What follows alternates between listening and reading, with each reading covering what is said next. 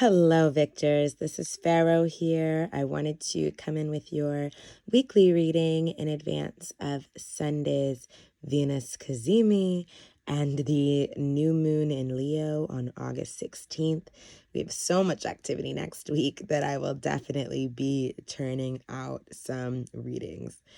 But for now, I wanted us to focus on where we can find love, light, and life as we proceed towards the other side of this retrograde. So Venus in Leo has been retrograding and now will begin its journey out of retrograde after the Cazimi on August 13th. A good way to think about this is that Venus's retrograde is basically the narrative tale of many goddesses' underworld journeys. So the idea is that Venus, the evening star, disappears from the sky, traverses through the underworld, meets the light of the sun, gets the wisdom of the sun, finds some secret to unlock her from her, curse, predicament, underworld journey, and then proceeds on her journey back to the surface, right? So August 13th is when we start to bring ourselves back to the surface. That's why you'll see a lot of astrologers talking about it so positively.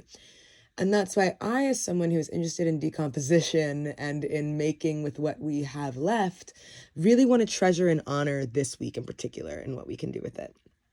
So I did our Love, Light, and Life spread. For how we can generate love in our life, we have Young Staff, which is the Knight of Swords in the traditional Rider-Waite Tarot. Young Staff has the eyes of Tupac Shakur in this deck, and it's accompanied with the quote from About the Rose in the Concrete. We wouldn't ask why a rose that grew from the concrete had damaged petals. In turn, we would all celebrate its tenacity. We would all love its will to reach the sun. Well, we are the roses, this is the concrete, and these are my damaged petals. Don't ask me why. Thank God and ask me how. Right? So this card is all about an adventurous spirit. It's all about being a warrior. It's all about ambition. It's all about charisma.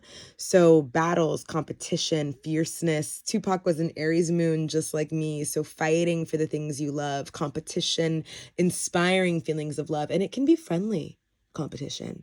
It does not have to be something that causes harm. It can be competing with yourself. It's just about finding the things that ignite that passion are the things that are going to invite love. Right now, I'm in the process of falling back in love with my vocation and falling in love with a new career that I didn't even know could take shape, right?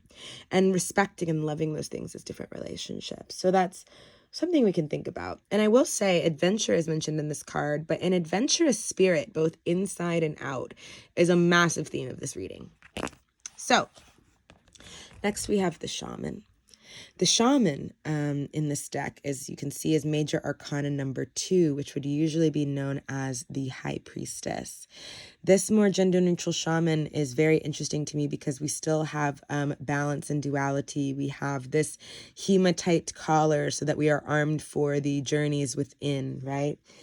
The shaman is all about vision, mysticism, and really represents the area that we're in right now. And I love that this card came up when talking about where to find our light, because it tells us that where we're going to find our light, where we will be able to celebrate this Cazimi, is really at the bottom of the well. Right? We are in the shit. There's no better way to put it. We are gathering information for what needs working on, what deserves highlighting, what deserves shedding. And after Sunday, all that information is going to be so incredibly useful. We will be able to drive forward towards tangible outcomes. I pulled the Hermit for myself in my personal reading earlier, which I think reinforces this invitation to go inside, right? And then for where we find our life or our vitality, we have the 6 of Blades.